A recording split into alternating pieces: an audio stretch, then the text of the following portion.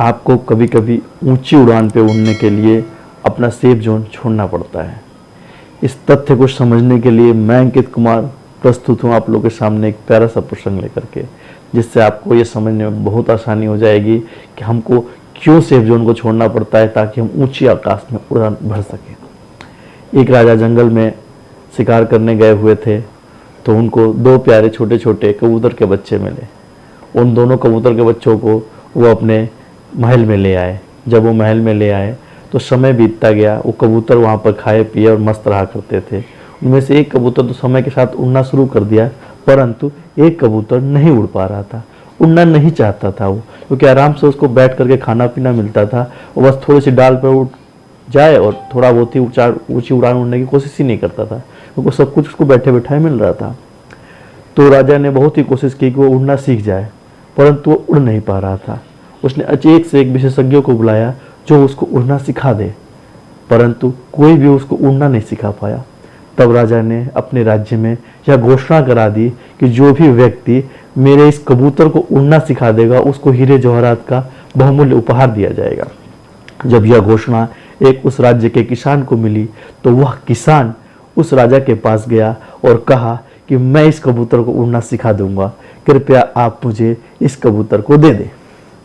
और वह कबूतर को लेकर के अपने घर आ गया और उस कबूतर को शिक्षा देने लगा।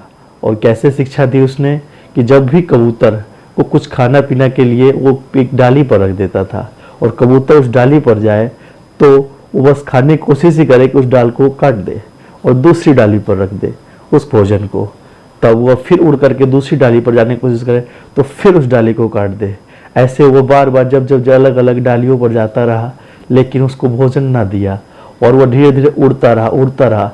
तो धीरे धीरे उसको यह समझ में आ गया कि अब मैं इस सेफ जोन को जब तक नहीं छोड़ूंगा, यानी कि मुझे कुछ हासिल करने के लिए अब एक मुक्त अवस्था में, मुक्त आसमान में उड़ना पड़ेगा, तभी जा करके मुझे कुछ अपने लिए खाना या कुछ भी मिल पाएगा।